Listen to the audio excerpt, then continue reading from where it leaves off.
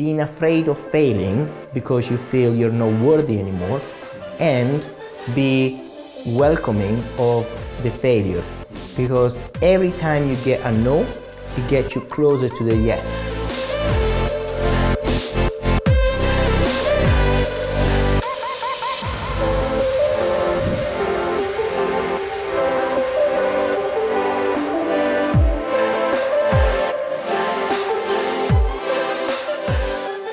If you had a major drawback that you've turned into a success, or you've learned how to? Oh, I love this question. First of all, let me tell you something. The definition of experience is somebody that actually made mistakes along the way. If you never made a single mistake, it means you never tried, and it means you don't have experience. Okay? So somebody with experience is somebody that has done mistakes. Okay? And have learned from them. Obviously, if you keep doing the same mistake all over again, then it means you're thick. So you need to learn from them, otherwise you're going backward. You're thick. Thick, yeah. You don't prefer the definition of insanity repeated? Yeah, Einstein, the definition of insanity is expecting different results by doing the same thing. Yeah. It's impossible. There is a quote that I love that says, don't complain about the results that you didn't get from the work you didn't do. And that goes very well together with the definition of insanity from Einstein. They say that, definition of insanity is expecting a different results by doing the same thing. So it's the same thing. So if you don't put in the work, you're not going to get anything. If you don't change something, you're not going to get it. So if you know that by failing or by making mistakes, you learn and you gain experience, that means you can accept failure. It's a really subtle line between being afraid of failing because you feel you're not worthy anymore, and be welcoming of the failure.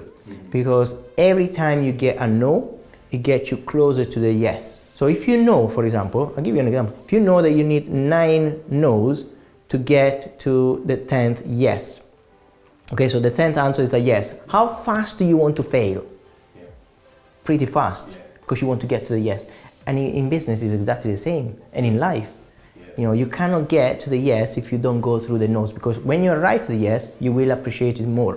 Yeah. So failing forward is kind of accepting your the bumps along the way, because they say there's no such things as a smooth mountain. You have to go up and down. You have to put the effort.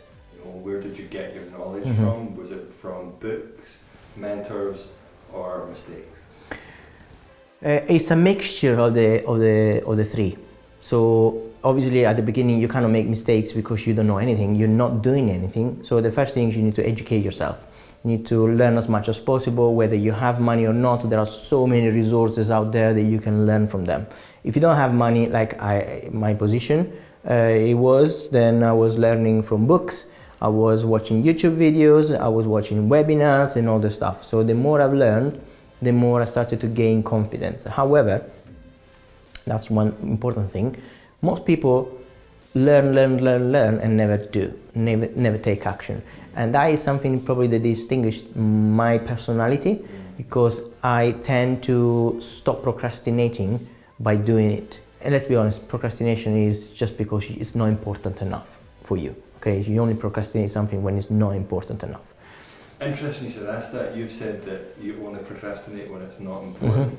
Is that really the case though? It's always the case, and because it is important, you perceive it as important, but it's not important enough. If I tell you, for example, a family member of yours is in danger, could you go right now? Would you procrastinate it? No.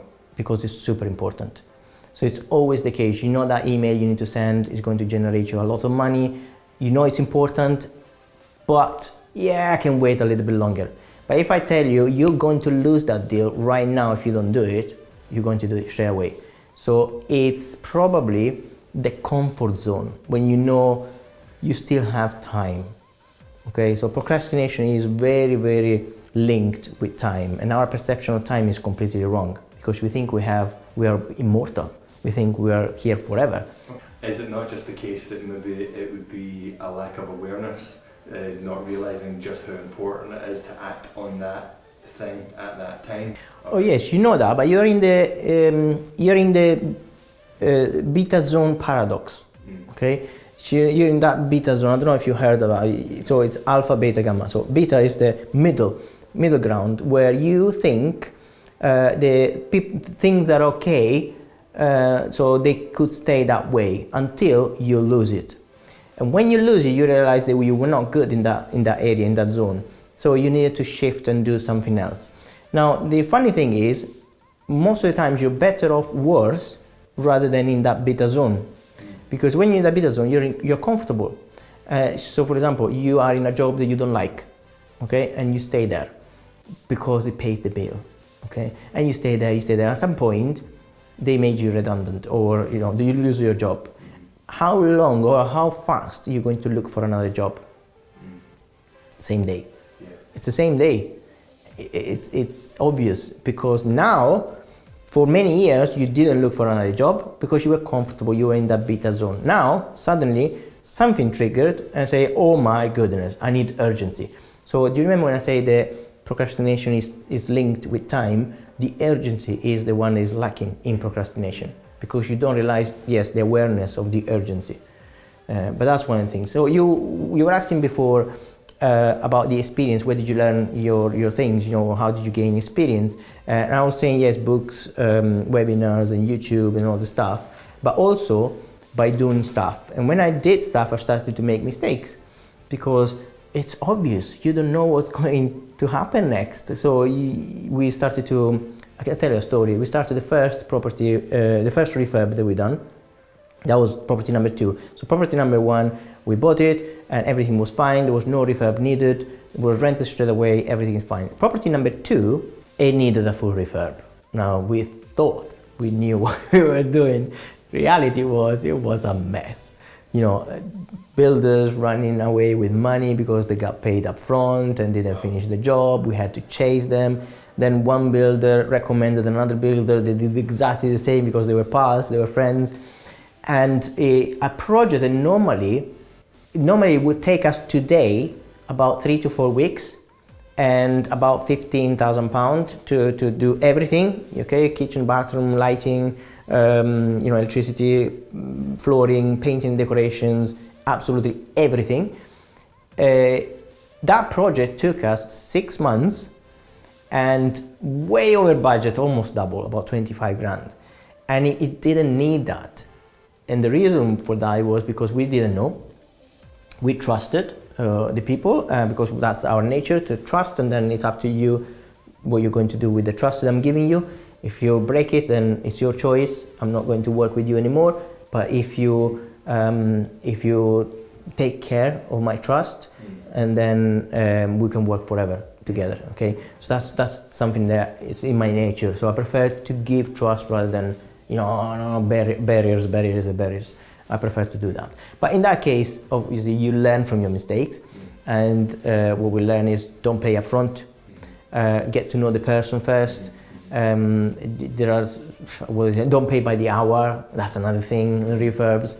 Just agree on a project, because if it's an experienced joiner or builder, they know exactly how long it's going to take them to install that kitchen. Why do you need to pay by the hour? You can pay by the project. It's much simpler. And then, once you learn from those mistakes, then you say, okay, I've learned that, and what did I learn from those mistakes? And then you write it down, and it says, okay, I've learned A, B, and C. Fantastic, now I have experience.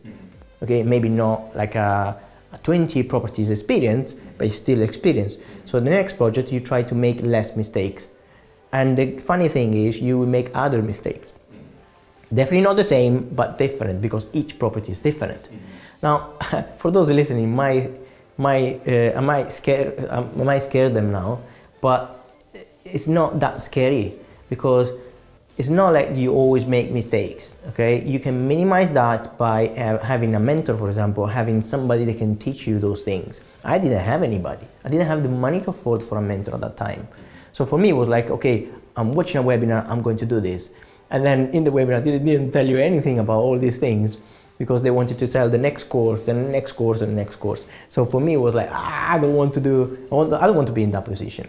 So if I ever run a business teaching people, my passion, then of course I'm not going to sell a course that's going to give zero support to my students. That's why I created the Academy, where I was, more involved in their deals and so on. And after the Academy, then another program was born, the Club, which was more like a weekly Q&A sessions just to check in and with a monthly subscription. So obviously for me it's always been the mentorship, the main one, because that works 100% of the time. Speaking of which, we have a club. I don't want to turn it into a commercial, this one, but I know some people ask me about this. We have a weekly session in the club, and if you want to know more about this, click on this link here. We meet every week, as I said, and we share ideas, we share challenges, wins. We know all the things that people are achieving in the property investment world. They are in the club with Stepping Bricks, and of course we support them every single week. So if you're interested in joining the club, then click on the link below, understand more, and then if it's the right fit for you, go for it. I'm really looking forward to working with you.